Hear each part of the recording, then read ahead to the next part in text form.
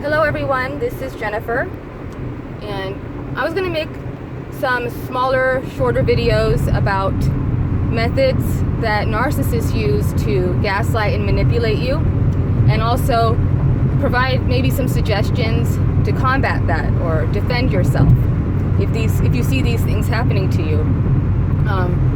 Above all, I would like to say my one advice, if you suspect that you're being in an abusive relationship with a covert narc, is that you document everything.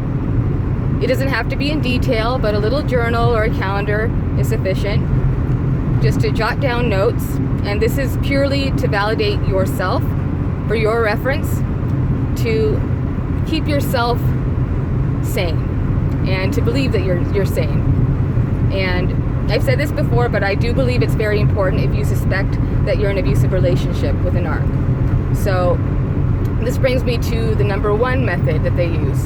And I'm not doing these in any kind of order from importance. So the first one would be self-doubt.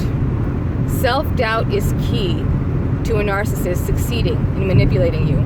This is where they plant the seed to grow the flying monkeys and to eventually portray you as insane.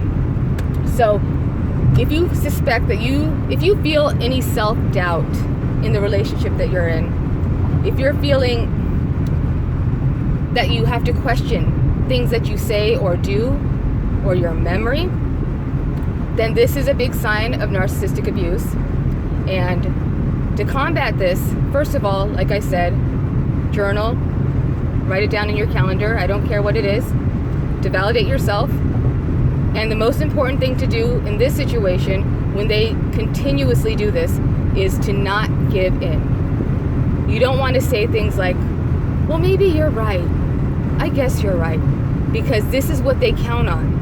And this will become an everyday thing. This one time when you say, I guess, even when you know that you are right and they are wrong. When you give in, that is when they plant that seed, and that is where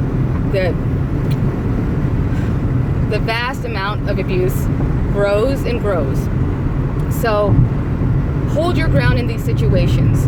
Don't let them bully you down. They might repeat themselves a lot. They may seem adamant. They may seem like they're correct because they say this thing over and over again, but that does not mean that they are right at all. And you do not need to constantly defend yourself.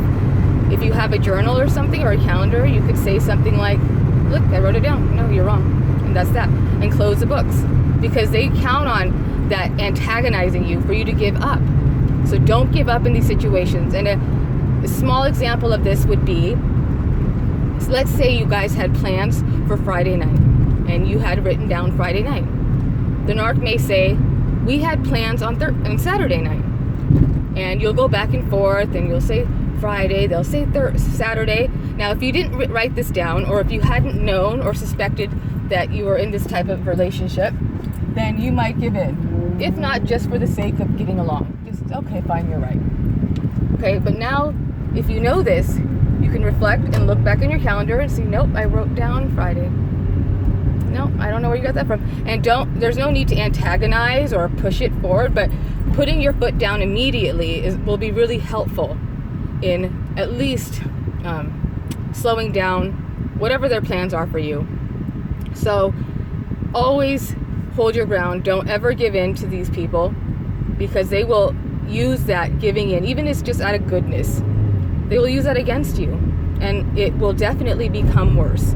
So that's number one. Hold your ground, have your evidence, and don't ever give in to these people. Okay? I'll come back with number two later. Thanks.